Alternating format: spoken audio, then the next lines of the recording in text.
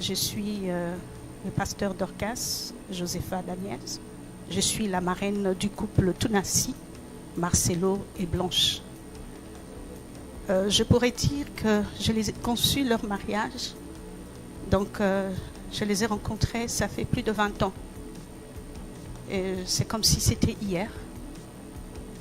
Et j'ai l'impression qu'il y a quelque chose qui m'a été arraché parce que notre regrettée Maman Blanche, j'ai parlé avec elle avant de prendre son avion pour la Turquie. Et c'est ma filleule, mais c'était une amie, c'était comme ma fille, et c'était la grande sœur de mes enfants. Et j'étais la grand-mère de ses enfants. Je les ai portés un à un, je les ai portés à la maternité, je les ai amenés à l'école. Blanche, excusez-moi de l'appeler comme ça, parce que c'est cette façon que je suis proche d'elle. Je sais que c'est votre grand-mère spirituelle, mais c'est ma fille. Je l'ai rencontrée il y a, je peux dire, plus de 20 ans. Blanche a habité à côté de moi sans savoir que je la rencontrerai un jour dans d'autres circonstances. À l'époque, j'habitais à Kinshasa, à Beaumarchais. Il y avait sa cousine qui habitait à côté. Et c'était une très belle jeune fille. Et elle était belle, très belle. Une très belle femme, très timide, très réservée.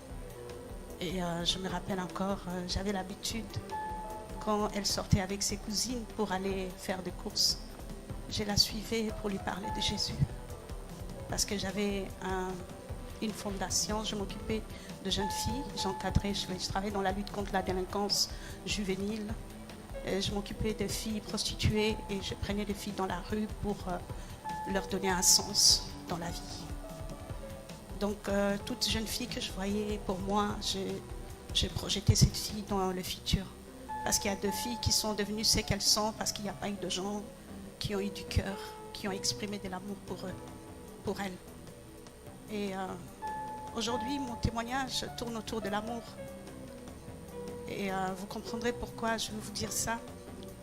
En 2005, j'étais dans mon bureau, je travaillais dans une banque, j'étais directrice. Et il y a eu un homme de Dieu qui m'a appelé, qui m'a dit « Je vais te présenter quelqu'un ». Et cette personne a eu la révélation sur toi de la part du Seigneur. Et je me rappelle, quand j'ai quitté mon bureau, je suis descendue, j'ai vu le pasteur Marcelo. Il était aussi timide, il ne parlait pas beaucoup. Je me souviens comment il était habillé jusqu'à aujourd'hui. Il m'a dit « Maman Dorcas, le Seigneur m'a parlé pour que tu puisses parrainer notre mariage. » Moi, je n'étais pas pasteur, mais lui, il était pasteur. J'ai dit, mais comment vous avez laissé beaucoup de pasteurs et c'est moi que vous êtes venu choisir? Elle a dit, non, le Seigneur m'a parlé. Alors je lui ai dit, laissez-moi le temps, je vais prier et demander la volonté de Dieu. Je servais le Seigneur, mais je n'étais pas pasteur à cette époque-là.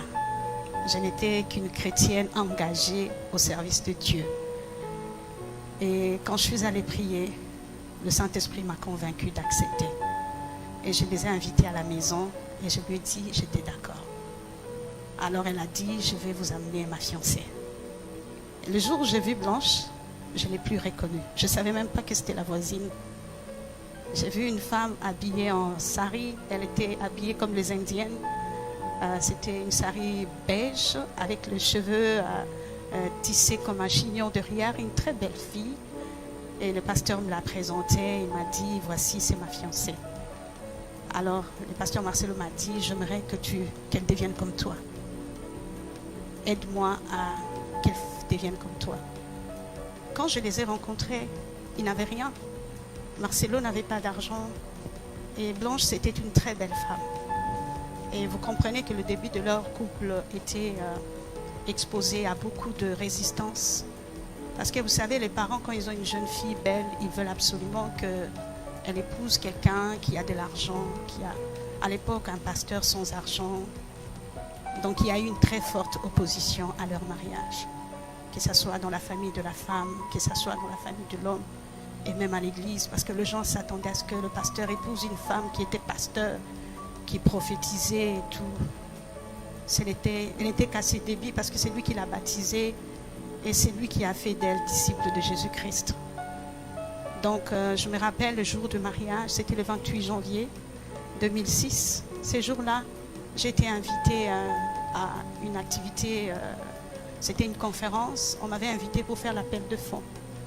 Je n'ai jamais oublié ces jours parce que lorsque nous sommes arrivés, c'était à l'hôtel Continental, actuellement Pullman Hotel. Et lorsqu'on m'a donné le micro, je devais aller 1 heure après à leur mariage civil. C'était à l'hôtel de ville. Ces jours-là, il y a eu une très forte onction qui est descendue. Quand j'entrais dans la salle, je me suis sentie revêtue. Et j'ai compris ça plus tard. J'ai été revêtue par la puissance de Dieu. Et quand je suis entrée dans la salle, j'ai pris le micro. Il y a eu juste un appel de fonds, une manifestation du Saint-Esprit telle que les gens ont commencé à donner plein d'argent. Et 20 minutes après, je devais courir pour aller à leur mariage. Et quand je suis arrivée à leur mariage, il y avait une gloire de Dieu. Et ils se sont mariés, ils ont été bénis le soir. Et voilà, ils se sont mis ensemble. Qu'est-ce que je peux dire sur Blanche? Elle était à la fois forte et fragile. C'est quelqu'un qui ne savait pas se disputer. Elle ne pouvait pas, comment je peux dire, entrer dans un débat avec une personne, chercher à trop argumenter. Non. C'était une personne très pacifique. Et depuis que je l'ai connue jusqu'à leur gloire, elle n'a jamais changé d'attitude vis-à-vis de moi. Elle s'est toujours comportée comme un enfant. Quand elle m'appelle, c'est toujours « Mamie, mamie », parce qu'elle parle un peu vite comme ça. « Mamie, mamie, mamie, regarde, j'ai tel problème, qu'est-ce que je dois faire ?» C'était une femme vertueuse. Je ne le dis pas parce qu'elle n'est plus parmi nous, mais je le dis parce qu'elle était comme ça, une femme très intelligente. Elle n'a pas fait de très grandes études universitaires, mais c'est une femme entrepreneur. Elle avait la capacité de gérer plusieurs projets en même temps. Et elle avait cette humilité de chercher à apprendre. Elle cherchait toujours à apprendre. Et ça, c'est quelque chose que j'ai gardé d'elle. Même si, avec le temps, il y a eu beaucoup de... comment je peux dire, que ce soit de mon côté, parce que j'ai eu à quitter le pays à un moment, j'ai eu à beaucoup voyager, je n'étais pas souvent là pour elle, mais elle n'hésitait jamais de m'écrire. Si j'avais la possibilité de dévoiler nos échanges, vous comprendrez qu'on avait un lien très fort. Mais ça reste un secret pour moi. Et je préfère garder ça très, très jalousement. Qu'est-ce que je voulais dire encore? Vous savez, aujourd'hui, beaucoup de gens ne savent pas qui je suis. Et chaque fois qu'ils découvrent, ils changent d'attitude vis-à-vis de moi. Mais parfois, ça m'attriste. Vous savez pourquoi? Parce qu'on ne doit pas aimer les gens quand ils sont au top, au sommet. Lorsque j'ai accepté d'être là pour eux, ils n'étaient rien. Je les ai aimés parce que Dieu les a aimés. Je les ai aimés parce que Dieu a mis cet amour dans mon cœur. Dieu ne fait assertion de personne. Il nous aime de la même façon. Quand bien même certains peuvent se retrouver au sommet, les autres au bas de l'échelle. Ceux qui sont au bas de l'échelle sont une fondation pour ceux qui sont au sommet. Les gens l'attendaient peut-être l'avoir prêché, mais c'est une femme qui a beaucoup conseillé. Elle suivait beaucoup de personnes. Elle a conseillé beaucoup de couples. Elle a conseillé beaucoup de jeunes filles à l'église. Elle a soutenu beaucoup de personnes. Et je crois que vous voyez cela au travers des réseaux sociaux. Servir Dieu n'est pas seulement être à la chair. Servir Dieu, c'est faire du bien aux autres. Je me souviens dans la parole de Dieu, lorsque un des docteurs de la loi, pour tenter Jésus, ils viennent poser la question à Jésus. Quel est le plus grand commandement? Parce que eux, ils savaient qu'il y en avait 10. Mais Jésus va prendre le chiffre 10, il va enlever les zéros pour dire, le reste des commandements, c'est nul sans que l'amour, si l'amour n'est pas au centre. C'est-à-dire, on enlève le 0 sur le 10 et on laisse un seul et unique commandement. Tu aimeras Dieu de tout ton cœur et tu aimeras le prochain comme tu t'aimes toi-même. Aimer les prochains, c'est donner. Vous avez toujours entendu parler le pasteur Marcelo, il part toujours d'une femme. Il dit, cette femme-là m'a offert un véhicule. Je suis cette femme-là. J'étais là. En ces moments-là, il y a beaucoup de serviteurs de Dieu qui se sont ligués. Ils se sont dit, comment pouvez-vous faire ça? Je le fais parce que Dieu me l'a demandé de faire. Et je continue à le faire jusqu'aujourd'hui. Je continue à le faire. Ne faites toujours pas des choses quand les gens sont au sommet, mais vous ne savez pas quel est leur avenir. Parlons de sa mort. Elle savait qu'elle allait mourir. Elle savait, mais sauf qu'elle ne connaissait pas les jours. Le Seigneur lui avait révélé ça en 2009. En 2009, nous étions en prière à la Compassion, avant que la Compassion n'ait l'explosion qu'il y a aujourd'hui. On était en prière, parce que quand ils ont déménagé vers Limité, le pasteur m'avait demandé si je peux venir aider Blanche, parce qu'il fallait monter le département de femmes. Je suis venue, je travaillais avec elle. Qu'est-ce qui s'est passé un jour pendant la prière? Elle a vu une vision. Elle dormait la nuit, elle a fait un rêve. Et ce même jour, moi j'ai vu une vision. Je suis venue partager la vision avec elle. La vision était comment? C'est qu'elle s'est vue plus tard. Ils étaient en train de monter la montagne avec le pasteur Marcelo. Et quand la main de pasteur Marcelo a touché le sommet, elle était fatiguée. Elle tenait par la main et sa main gauche a glissé. Elle est restée une main attachée à Marcelo. Et Marcelo lui disait, Blanche, s'il te plaît, tiens bon, tiens bon. Elle a regardé son mari dans la vision. Elle lui a dit, non Marcelo, je dois partir, je ne peux plus continuer. Et quand il a lâché la main, Marcelo a crié. Et c'est ce qui s'est passé. C'est vrai que si nous regardons tout ce qu'elle a fait, on peut faire comme dans Actes des Apôtres chapitre 9, demander sa résurrection. Oui, Dieu peut la ressusciter. Oui, Dieu peut la ressusciter dans sa souveraineté. Si elle a encore la provision ici sur la terre, Dieu va la ressusciter. Mais si elle a épuisé sa provision, Dieu va la recueillir. Pour preuve, lorsque j'ai appris la nouvelle, j'ai pleuré comme un enfant. J'étais devenue folle dans ma chambre d'hôtel. J'étais en mission à Québec. Et le lendemain, le jour où je devais aller assister à la conférence, on m'appelle pour me dire qu'elle est décédée.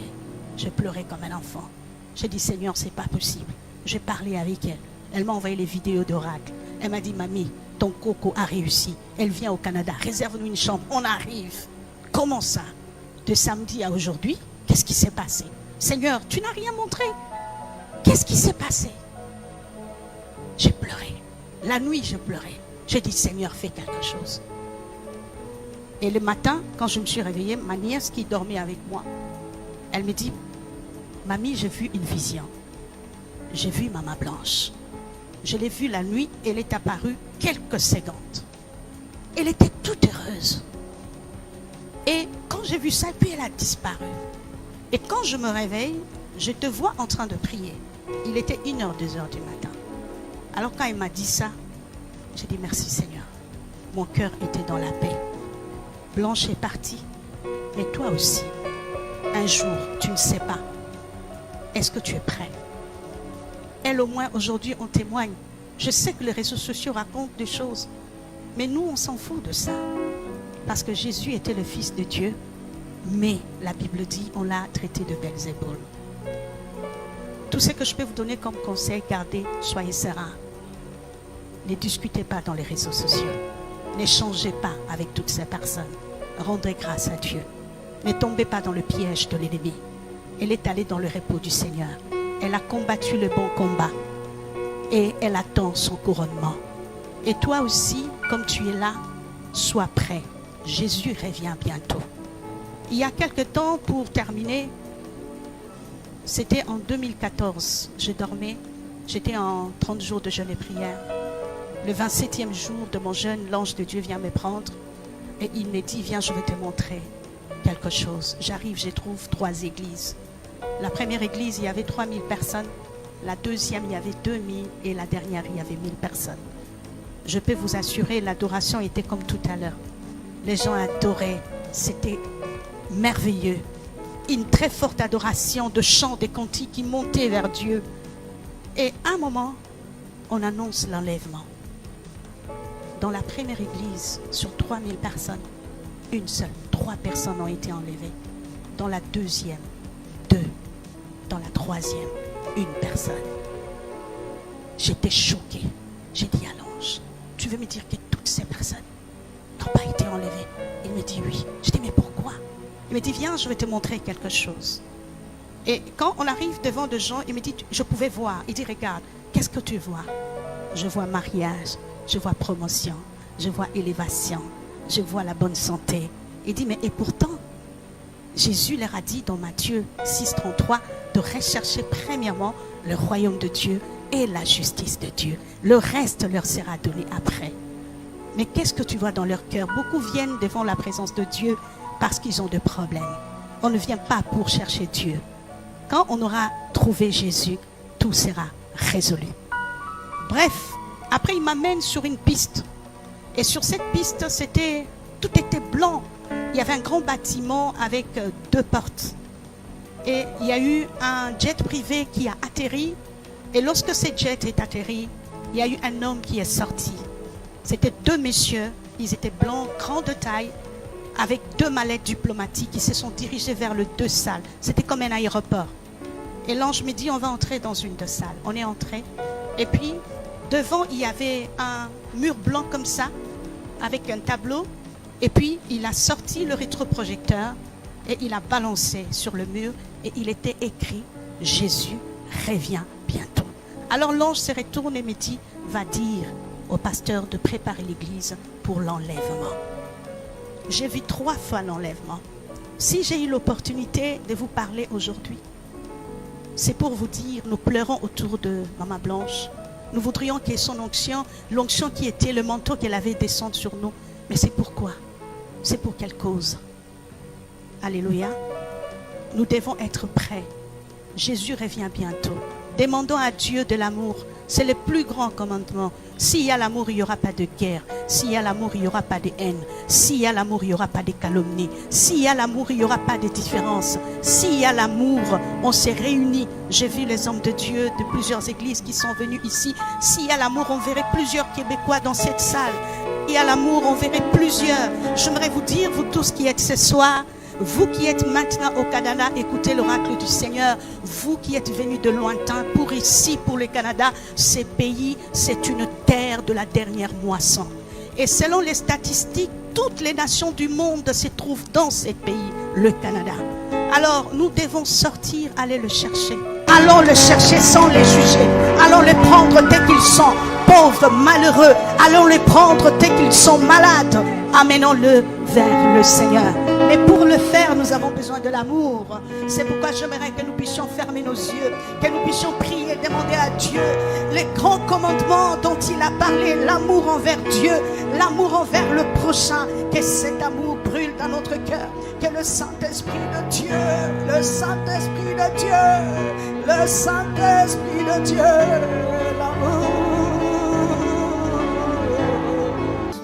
Changez mon histoire, changez mon histoire, changez mon histoire, changez mon histoire. Ma vie tout entière est à toi.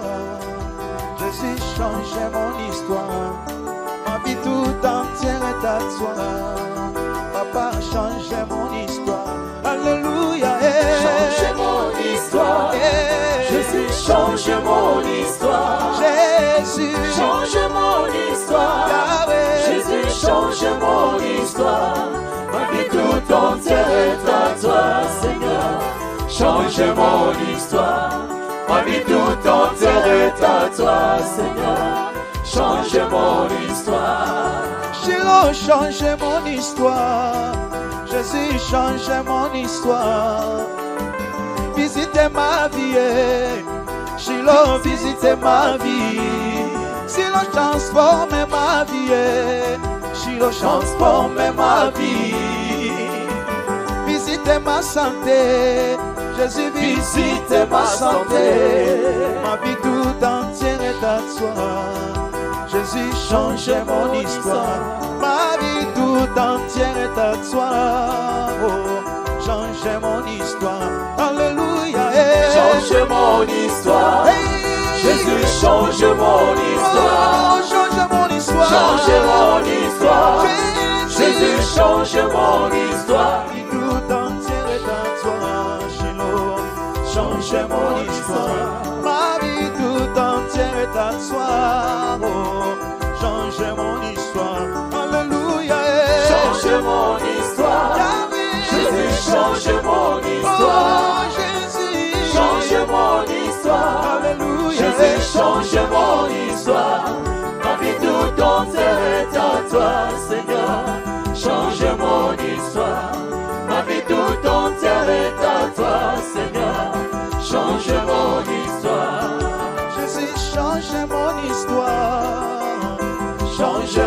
histoire.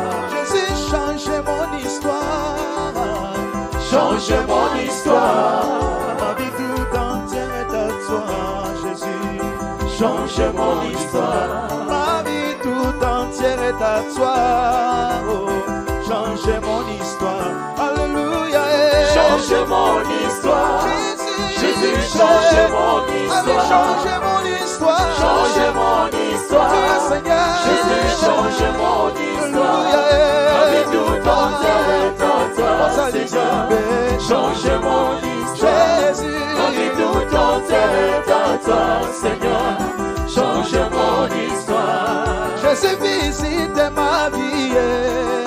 Visite ma vie. Papa, visite ma santé. Jésus, Visite ma santé. Papa, visite mon pays. Visite mon pays. Ah oui, transforme ma vie, Jésus. Transforme ma vie. Tout entière est à toi, Shiloh. Change mon histoire. Ma vie tout entière est à toi. Change mon histoire. Alléluia. Change mon histoire. Jésus, Jésus, change mon histoire. change mon histoire. Change mon histoire. Alléluia. Jésus, change mon histoire. Jésus. Ma vie tout entière est à toi, Seigneur. Change mon histoire. Ma vie tout entière est à toi, Seigneur. Change mon histoire.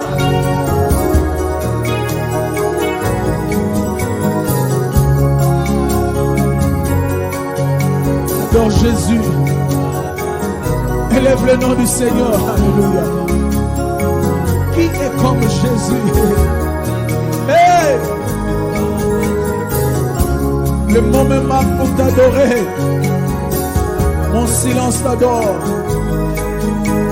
Ma bouche te célèbre, oh Dieu. Tu es l'unique. Le véritable Dieu, c'est toi. Ma raison d'être, c'est toi, Jésus. Si je vis, c'est pour toi. Hey. Qui est comme toi, l'agneau immolé? Alléluia.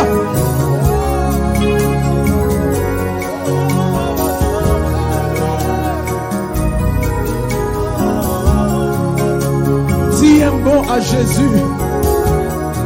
Dis un mot à Jésus.